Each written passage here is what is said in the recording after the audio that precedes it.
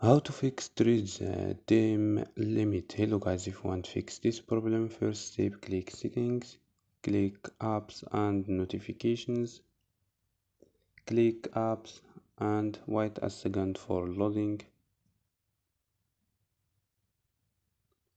So scroll down for search app here or click search and write your app.